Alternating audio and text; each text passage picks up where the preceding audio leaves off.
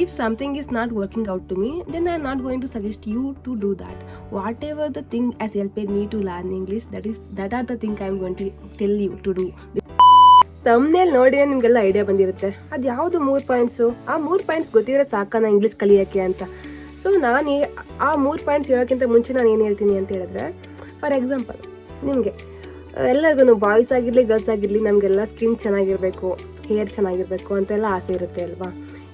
ಅದಕ್ಕೋಸ್ಕರ ನಾವೇನು ಮಾಡ್ತೀವಿ, ಮೇಕಪ್ ಥಿಂಗ್ಸ್ ಆದರೂ ತಗೊಳ್ಳೋದು, ಹೇರ್ ಆದರೆ ಏನು ಬೇಕು ಹೇರ್ಗೆ ಎಲ್ಲ ತಗೊಳ್ಳೋದು ಔಟ್ ಸೈಡಿಂದ ಮಾಡ್ತೀವಿ. ಎಷ್ಟು ದಿನ ಮಾಡಿದ್ರೆ ಮೇಕಪ್ ಎಲ್ಲ ಉಳಿಯುತ್ತೆ. ಅದೆಲ್ಲ ಜಸ್ಟ್ ಫಾರ್ ಆ ಟೈಮಲ್ಲಿ ಅಷ್ಟೇ, 1 or 2 hours ಇರುತ್ತೆ ಅಷ್ಟೇ. ಬಟ್ ನಮಗೆ ಆ ಗ್ಲೋ ಬರಬೇಕು ಅಂದರೆ ನಾವೇನು ಮಾಡಬೇಕು, ಡೈಲಿ ಒಂದು ಗುಡ್ ಹೆಲ್ದಿ ಲೈಫ್ ಸ್ಟೈಲ್ನ ಸ್ಟಾರ್ಟ್ ಮಾಡಬೇಕು. ಯಾವ ಥರ ಅಂತಂದರೆ ಬೆಳಗ್ಗೆ ಎದ್ದ ತಕ್ಷಣ ಬೇಗ ಎದ್ದೇಳೋದಾಗಿರ್ಬೋದು, ಅಟ್ಲೀಸ್ಟ್ 6 ಗಂಟೆಗೆ ಸ್ವಲ್ಪ ಜಾಗ್ ಹೋಗೋದು, ಆಮೇಲೆ good healthy food diet practice ಮಾಡೋದು. ಅದಲ್ಲದೆ ಅಟ್ಲೀಸ್ಟ್ ಜಂಕ್ ಫುಡ್ನ ತಿಂದೆ ಇದ್ರೂ ನಿಮಗೆ ಒಳ್ಳೆ ಫುಡ್ ತಿಂತೀರೋ ಏನೋ ಗೊತ್ತಿಲ್ಲ, ಜಂಕ್ ಫುಡ್ನ ಅವಾಯ್ಡ್ ಮಾಡೋದು ಗುಡ್ ಡಯಟೇನೆ ಅಲ್ವಾ. ಸೊ ನೀವು ಅದು ಮಾಡ್ತಾ ನಿಮ್ಮ ಸ್ಕಿನ್ನು ಎಷ್ಟು ಡ್ಯಾಮೇಜ್ ಆಗಿರೋದು ಚೆನ್ನಾಗಾಗುತ್ತೆ. ಸೊ ಆಫ್ಟರ್ 20 days ನೀವು ನೋಡಿದಾಗ ಓಕೆ ನನ್ನ ಸ್ಕಿನ್ ಚೆನ್ನಾಗಿದೆ ಅಂತ ಅನ್ಕೋತೀರ. ಎಗೇನ್ 10 days ಆಗುತ್ತೆ, 1 month ಆಗುತ್ತೆ, you are going to be like okay ನನಗೇನೋ ಬೇರೆ ಲೈಫಲ್ಲಿ ಬ್ಯುಸಿ ಆಗಿಬಿಟ್ಟಿದ್ದೀನಿ ಅಂತ ಹೇಳಿ again you are going to come to the same stage where you are going to think that again ಅದೇ ನೀವೇನು ಮಾಡೋಕ್ಕೆ ಆಗಲ್ಲ. ಸ್ಕಿನ್ ಕೇರ್, ಜಂಕ್ ಫುಡ್ ತಿನ್ಕೋ, ಹೊರಗಡೆ ಫುಡ್ ತಿನ್ಕೋ, ಗೋಬಿ ಮಸಾಲೆ ಪುರಿ ಎಲ್ಲ ತಿನ್ಕೋ, ಸ್ಕಿನ್ ಎಗೇನ್ ನೀವು ಡ್ಯಾಮೇಜ್ ಮಾಡ್ಕೋತೀರ. ಆವಾಗ ನೀವೇನು ಅನ್ಕೋತೀರ ಗೊತ್ತಾ, ಓಕೆ ನಮ್ಮ ಸ್ಕಿನ್ ಈ ಥರ ಆಗೋಯ್ತು, ಇವಾಗ ಏನಪ್ಪ ಮಾಡಲಿ ನಾನು ಅಂತಂತ. ಬಟ್ ಈ ಸ್ಟೇಜಲ್ಲಿ ನಿಮ್ಗೇನಾಗುತ್ತೆ ಗೊತ್ತಾ, ಎಗೇನ್ ನೀವು ಆ ಒಂದು 20 ದಿನ 1 ತಿಂಗಳು ಹೆಲ್ತಿ ಫುಡ್ ತಿಂದು ಸ್ಕಿನ್ ಎಲ್ಲ ಚೆನ್ನಾಗಿ ಮಾಡ್ಕೊಂಡಿರ್ತೀರ ಗೊತ್ತಾ, ಅದೆಲ್ಲ ಹಾಳಾಗಿರುತ್ತೆ. ಈ ಹೊಸ ಮಂತಲ್ಲಿ ಈ ಒಂದು ಜಸ್ಟ್ ವಿತಿನ್ 1 ವೀಕಲ್ಲಿ ನೀವು ಏನೇನು ಹಾಳು ಮಾಡ್ಕೊಂಡಿದ್ದೀರಾ ಜಂಕ್ ಫುಡ್ ಎಲ್ಲ ತಿಂದು ಸ್ಕಿನ್ನ, ಅದರಿಂದ ನಿಮ್ಮ ಸ್ಕಿನ್ ಏನು ಒಂದು ತಿಂಗಳಿಂದ ನೀವೇನು ಕಷ್ಟಪಟ್ಟು ಮಾಡಿದ್ದೀರಾ ಎಲ್ಲ ಹಾಳಾಗಿರುತ್ತೆ. Again you have to start from zero. Okay, ಏನು ಒಂದು ತಿಂಗಳಿಂದ ಮಾಡಿದ್ದೀರಾ ಎಲ್ಲ ಹಾಳಾಗಿರುತ್ತೆ. So English is also like that. Hi, I am Aishwarya. In my channel you are going to get lot of easy English videos, especially for English beginners. ನನ್ನ ವಿಡಿಯೋಗಳಲ್ಲಿ best thing ಏನು ಅಂತ ನಾನು ಹೇಳಿದ್ರೆ, ನಾನು ಏನೇ ನಿಮ್ಗೆ ಹೇಳಿದ್ರು ನನಗೆ ಏನು ವರ್ಕೌಟ್ ಆಗಿದೆ, ನಾನು ಏನು ಪ್ರಾಕ್ಟಿಕಲ್ ಆಗಿ ಮಾಡಿದ್ದೀನಿ ಅದನ್ನು ಮಾತ್ರ ಹೇಳ್ತೀನಿ. If something is not working out to me, then I am not going to suggest you to do that. Whatever the thing has helped me to learn English, that are the thing I am going to tell you to do, because those are the things has helped me to reach this level, isn't it? So I am going to tell you the exact thing which are the things which has helped me to reach this level. And one thing I have to tell you all, that I am still working on my communication skill and working on my English, everything. I can't say I am not going to say that I am perfect in English. I can say that I am confident enough to speak, even though you might get lot of mistakes in my speaking. I don't care about that.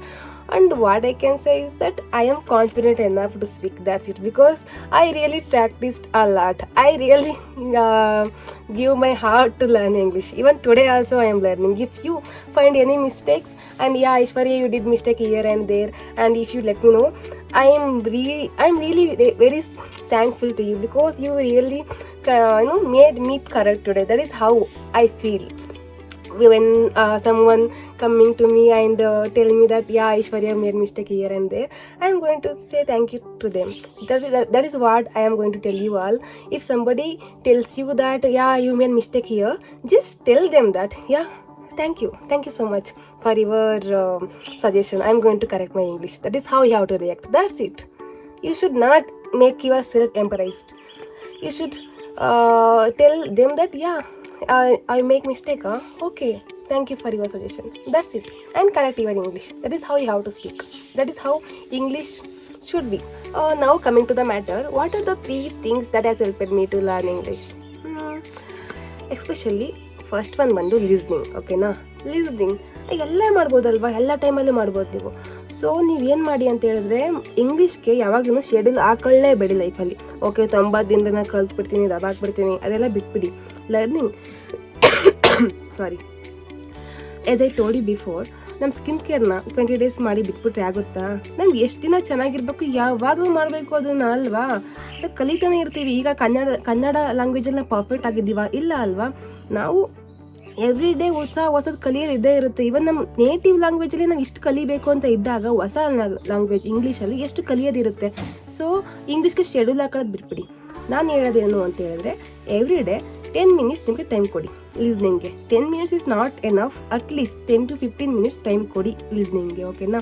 ಅದು ಬೆಳಗ್ಗೆ ಎದ್ದ ತಕ್ಷಣ 6 ಗಂಟೆಗೆ ಕೇಳ್ಬಿಡ್ತೀನಿ, 1 ಗಂಟೆಗೆ ಕೇಳ್ಬಿಡ್ತೀನಿ, ಸಾಯಂಕಾಲ ಮಲ್ಕೊಳ್ಳೋಂಗೆ ಕೇಳ್ತೀನಿ. ಬಿಟ್ಟಾಕಿ ಅದನ್ನು ನಿಮಗೆ ಯಾವಾಗ ಫ್ರೀ ಇರುತ್ತೆ ಆವಾಗ ಕೇಳಿ. As I told you in my previous video that you should be crazy about learning English.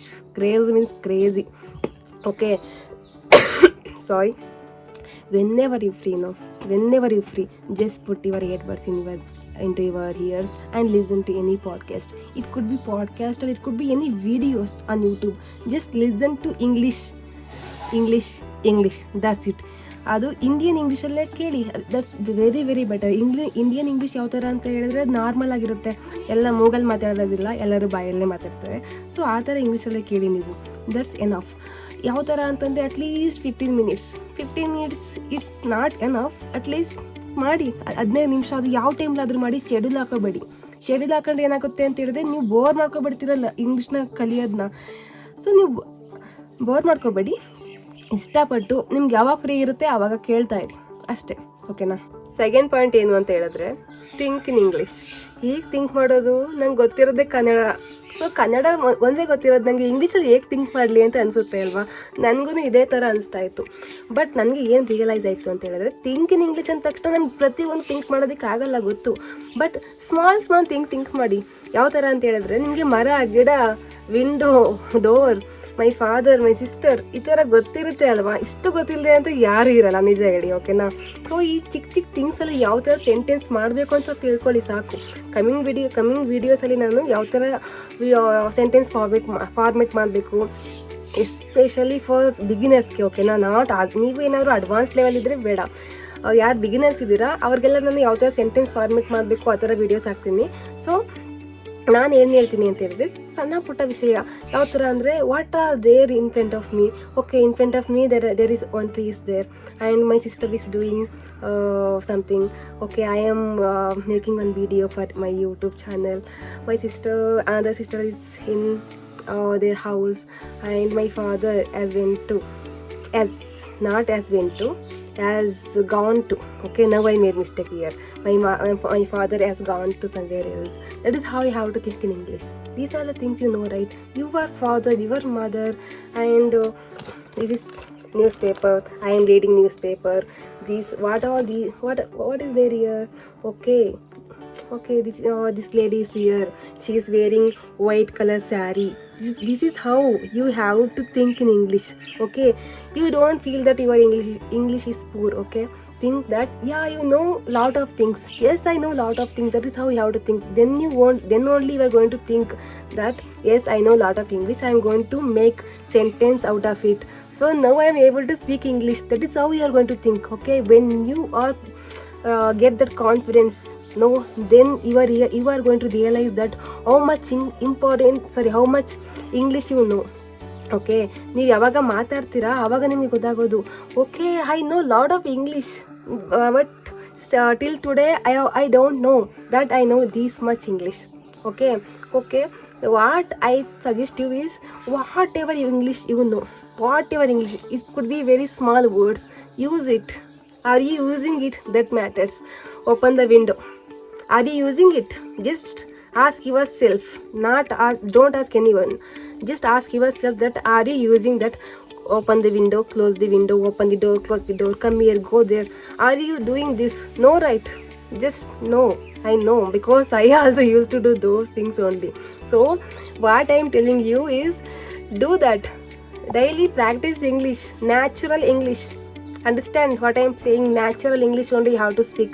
Then only you are going to think in English, and believe me, universe going to support you, because you are putting effort, you are consistent for your English learning. So universe going to support you, because universe loves someone who is continuously putting effort into something.